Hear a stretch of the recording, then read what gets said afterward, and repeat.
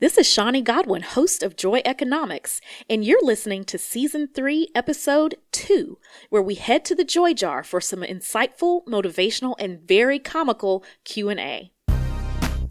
It goes back to the work-life balance thing. So when you have a job that's that intense, you really, really must have some level of life outside of work. Welcome to Joy Economics, creating better ways to live, work, and play. Our show will challenge the way we do business in the corporate world and provide listeners with the tools and know-how they need to find more joy at work and in life. And now, your host, Shawnee Godwin. Hello, hello, hello, and welcome to Joy Economics, creating better ways to live, work, and play. I am your host, Shawnee Godwin, and on today's show, we're going to take a deep dive into the Joy Jar. This is a tradition on Joy Economics where we ask guests to pull a random question from our Joy Jar to provide additional insight on topics like their childhood, career adventures, and their favorite things. And I'll tell you, hearing answers to questions from the Joy Jar is not only an opportunity to learn something unexpected about some of our guests and leaders, but it's an awesome way to find relatable experiences that connect us all and inspire us to explore the deepest part of ourselves. So let's dig in. Our first question from the Joy Jar is, what was your first job? What did it teach you? And how did it motivate you to create the world you currently live in? Get ready to hear great answers from Dana Lupton, co-founder and CEO of Moving in the Spirit, David Farmer, VP of Restaurant Experience at Chick-fil-A Inc. and co-founder of the Launch University podcast, and Becky Davis, Chief Bosspreneur. So you want me to go back? So go all the way back. I'm 10 years old, and my dad was a pulmonologist, and so I said I'd like a summer job, and so he hired me to help in his office. I got a little lab coat with my little name on there, which I still have. But basically, I just helped, his patients do weighing and helping anything going around, but really just had a great time being around my dad and watching him work. He was, and he is, he's retired now, but such a phenomenal physician, because one thing that he taught me was to listen and to listen deeply. And you listen deeply. That's come up a few times. And I it resonates with me because I'm a talker. So when you're a talker, you sometimes need to be quiet and listen. So that's the skill I'm honing much more deeply. So I can't say I'm a deep listener, but I'm honing deep listening yes, you skills. are. I do try, but I think you can give me some classes on that. Oh, my goodness. So this was high school. Context is Atlanta. If you're listening, you're not in Atlanta. There was an apartment community called Post Properties that emerged in Atlanta, and they became kind of the primo apartment community. They were based not far from where I lived, so I got a job as the pool boy / gopher, which meant I would go straighten up everything around the pool area and then do every other little job or errand they needed me to do. And the thing I learned from those guys, they were fanatical about the details. They were really known for landscaping. I didn't have anything to do with that because they had a massive landscape operation, but they were so picky about what they wanted that pool area to look like. They had rules about how many things you could have on your desk at any one point in time. Oh, wow. They had really nice uniforms because I remember I had to go to H. Stockton, which was a high-end clothing company back in the day, because everybody that worked in that office had uniforms from H. Stockton. It was the only time I ever went to H. Stockton was to So is that where you got your passion to be very well dressed? You know what, Shane? It's where I got their process and focus on detail was a big part of what made that brand so successful and enabled them to charge a premium. Because they did charge a premium. Yeah. And so that's what I learned. And it was real. It was very vivid. And that's what they expected of me. Like you got to put the chair a certain. You know how those chairs the backs come up? Yeah. They all had to be like at level 2, that kind of thing. Is that sort of precision? So anyway, that's my answer. My first job, I was 15, and I couldn't wait to work. because my mother was a Christian from old, the strict, you can't do this, can't do that, can't wear makeup, can't wear pants, can't wear. And she said, you can only wear pants if you buy them. So when I got my job, one of them currently helped me to motivate in the world, I'm going to buy my own pants. So I went to work, and I worked for the lady. It was a restaurant, a small fast food restaurant, Miss Sybil's. I'll never forget Miss Sybil's. But I worked for her, and I started out working at the counter as doing the register. And I saw the girl out front that was waitressing. She was making a lot of money, and tips were coming in left and right. And I was like, how can I do what she's doing? What do I need to do?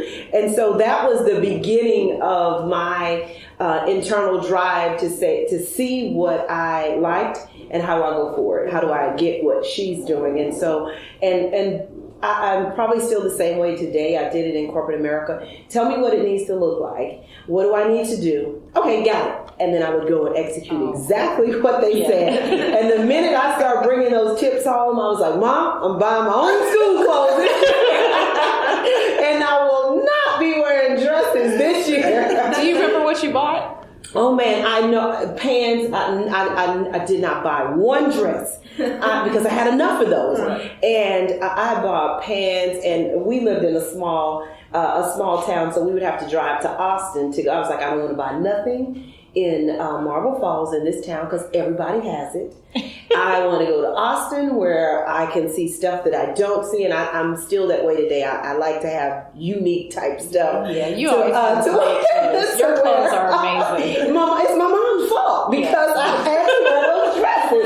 Right. I was like, you know what? I am going to do this myself. But it really taught me how to see what it is that I wanted, because after I left Miss Sybil's, I went to work for another, it was another fast food restaurant, and it was a chicken fast food restaurant. I went to work there, and my boss was like, Becky's always just helping to take over this. Well, what do you need, Pam? Okay, I'll do it. So at 16, I became an assistant manager. Wow. Y'all, that was it. That was it. I was like, this is what I want to do. And I learned when I went to school, it was for business management.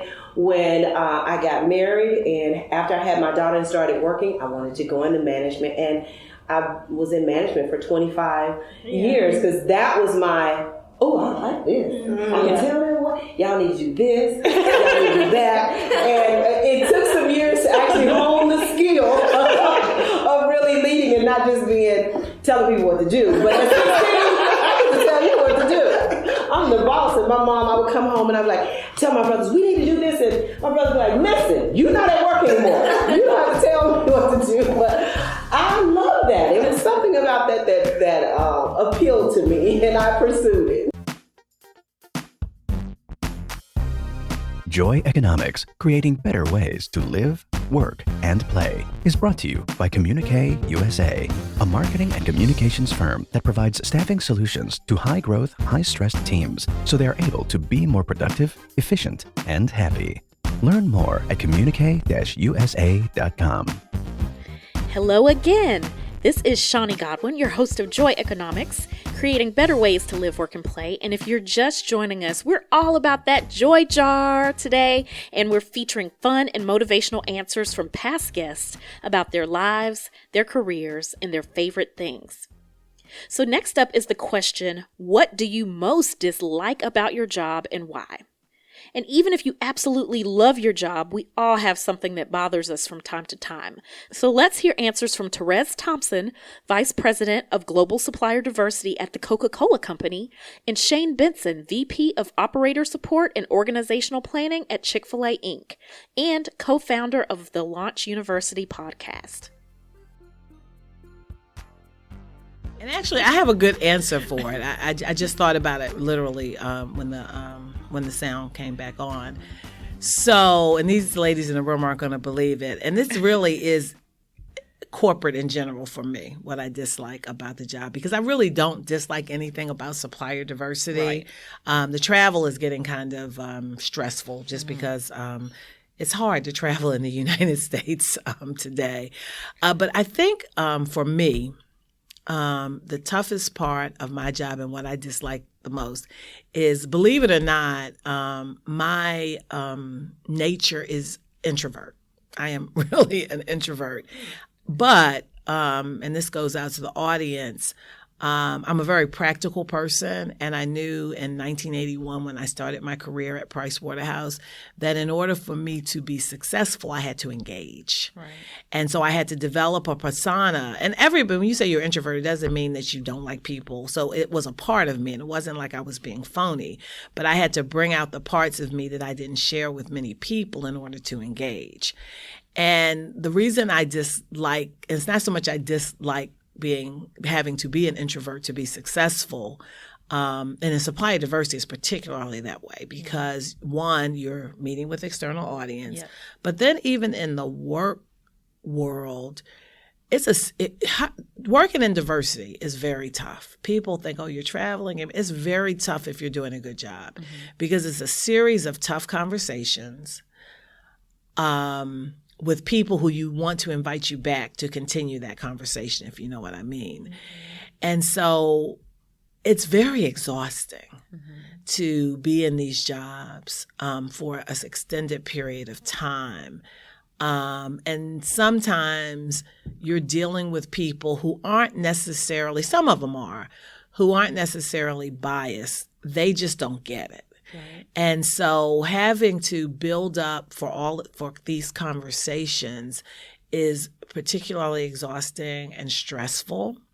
So fortunately, I'm doing a job that I love and it brings benefit. But for every yes that you get, you probably get 15 to 20 plus no's. Some of it's valid because at the end of the day, I'm a share owner of the Coca-Cola company. And if the person isn't competitive or the business isn't competitive or their services aren't competitive based on price or whatever, that's not who you want to bring into the supply chain. Right. Most supplier diversity professionals are not twisting our arms and saying, bring this person in, take a loss, right, or shave the profit a little bit. So the exhaustion and the mental agility that you have to have is very tough. So I don't know if I would dislike it. It kind of makes you proud when you have a win, but it goes back to the work-life balance thing. So when you have a job that's that intense, you really, really must have some level of life outside of work. This is a tough one. I think it's actually, to turn the question a little bit, I think it's actually what I dislike and enjoy about the job at the same time, which is weird. I'll do my best to explain it. I think what's challenging the most is that I came from teams. Most of my teams have been significantly larger. When we left customer experience, we had a good-sized team that dealt from everything from Chick-fil-A digital properties to our relationships with customers. And we had a significant-sized team, and therefore a lot of decisions were able to be made within that team. Like, specifically, you think about launching a Chick-fil-A One app, we had decisions we were trying to make every day, and we had the authority to make those decisions. And that's kind of inspiring as a leader, right? Because you're like, okay, we need to make this turn. Let's make this turn. Let's do this. Let's get it done. The challenge in my current role is I have a considerably smaller team, and our primary job, honestly, is having conversations of influence. I mean, we're trying to help the organization decide and set strategy for where we're going as a business for the future. And the majority of our conversations now are more influential in nature. So you don't have the opportunity to make or have the D. And as a leader, sometimes that can be a little frustrating. Yeah. What's been interesting is it's actually been really invigorating, I think, for our team, because what we try and do is get the right leaders in the room to have the right kind of conversations to ultimately lead to the best strategic decisions. And that's challenging at times. Sometimes you want to pull your hair out after about the 20th email that's gone back and forth between leaders. You're like, can we not just make a decision here? Right. But honestly, when you get on the backside of influencing some strategic decisions or direction through influence, it's pretty inspiring. So I'd say the one thing that's the most challenging can also be the most rewarding for what I'm currently getting to do.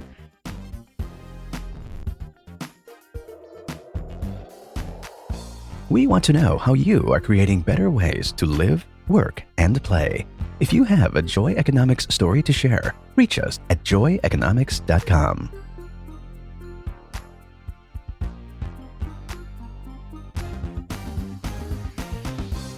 And we're back with Joy Economics, creating better ways to live, work, and play. I am your host, Shawnee Godwin, and today we've been digging into the Joy Jar for this episode and revisiting fun answers from past guests about a variety of fun topics. So our last Joy Jar question is all about how you would like to spend your time and the daily choices we can all make that add up to creating more joy and space in our lives. And we'll close out the show with some fun answers from Dr. Kelly Burton, the brainchild behind Founders of Color, and Mr. Adrian Porter, founder and host of the podcast Gen X Amplified. I promise you better get ready to laugh. We're going to switch it up. You went into the Joy Jar. What'd you pull out? What's your question? So do I just read it? Yep, you read the question. Read the question. And then this is a good one because we had this one recently. Now, lately, everyone's grabbing the big old question. So we're going to ask you to pull out 3 of those scenarios. But go ahead and read the question. So I'll read the question. So if you had to choose between napping and going for a walk, which would you do? Wow. So do I pick one of these answers or you're choosing between 2 opposites, and then we're gonna go down the list. You get to pick like 2 or 3 more. So first, if I had to choose between napping or going for a walk, which would I choose? Yep, which would you choose? Man, that depends on if I did it all nighter. I would say right now napping. I'm being honest and authentic. We got a bunch of nappers who keep coming in because I have not had a good nap in such a long time. So I would say napping right now.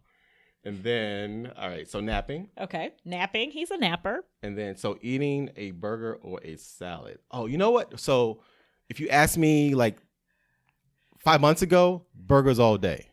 But I'm trying, I've been pretty bad, so I'm going to do the salad now. You gonna put a good dressing or a bad dressing on the salad? I'm gonna put some balsamic vinaigrette. That's you're being really good. Happy New Year. I don't do anything else, but I used to do $1,000 when I was young. But you can't do $1,000 when you're Gen X at ranch. Croutons for days. No, I don't do that anymore. All right. Winning or compromise? Woo! That's a hard one. You can win while you compromise, right? But I have to pick one. Oh, see, I'm winning. See, all we do is win, no matter what. Winning. I want to win. He's a winner. I'll compromise later once I've won. All right, and then one more. One more, yeah. Okay, go ahead. One more. Wearing your favorite going out outfit or staying in your jammies all day. Going out outfit. I would say that. You're always fly. You know dapper. What? That's another crazy trait. So just quick side note, and this is the truth, the honest truth. My mom would testify. I got best dressed boy in the 6th grade. I got best dressed boy in the 9th grade. And then my senior in high school, the Hall of Fame, I was best dressed. So that's all I know. It's my mom's fault.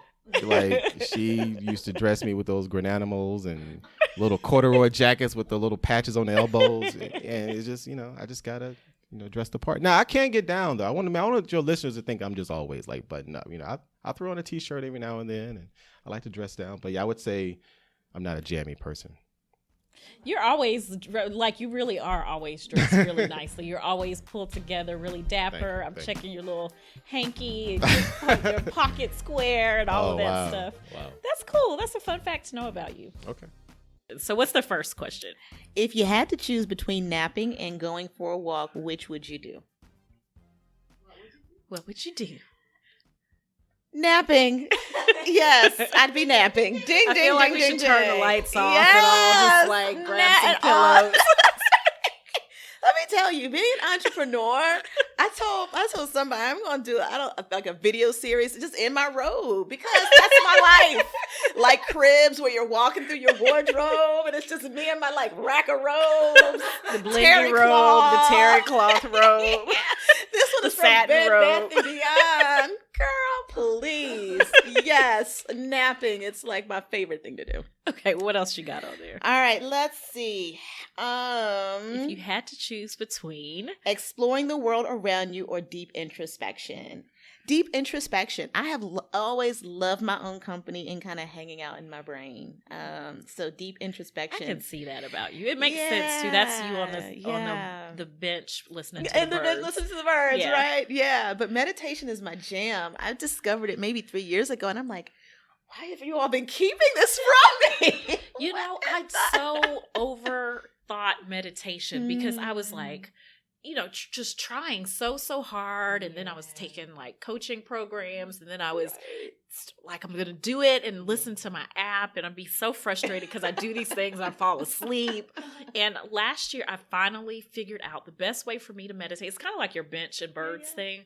Is if I have a super stressful day, I will go home, keep all the TVs off, and just sit on the couch. There you go. And I will not move until I literally feel the stress energy leave my body. And it's crazy, y'all. It has taken, one day it took me 3 hours before I could just decompress. There's just power. I had a lady who used to do my nails who taught me the power of just sitting. And then it hit me, that's meditation. That's meditation. Yeah, for me, at Absolutely. least that's the practice that works for me. So. Absolutely. Yes. Okay, Yes. give us one more. Give us one If you more. had to choose between. This is the same thing, but it's easy for me. Wearing your favorite going out outfit or staying in your jammies all day. Like, what is a going out outfit? Question was waiting for I know. you. It's like, oh, I'm taking this with me as a souvenir. But no, yeah, in my pajamas. Like, yeah, I had a conversation with Merita, and I'm going to be honest. She's like, are there any other questions that you have for me? I said, do I have to comb my hair? And she's like, huh, what? Is it going to be film? Which means do I have to comb my hair? Because I live in my pajamas all day, and most days I do not comb my hair. So there you have You're it. still cute. Oh, thank you. Thank you. I try. I try to still be presentable. Thanks for listening to this episode of Joy Economics. We hope that you enjoyed visiting the Joy Jar with us and feel inspired to answer some of these questions for yourself. Know thyself. It's not just a philosophical phrase, it's a call to honor your truth and live your best life. Until next time, happy living. You've been listening to Joy Economics, creating better ways to live, work, and play. To learn more about this episode and other Joy Economics stories, visit joyeconomics.com.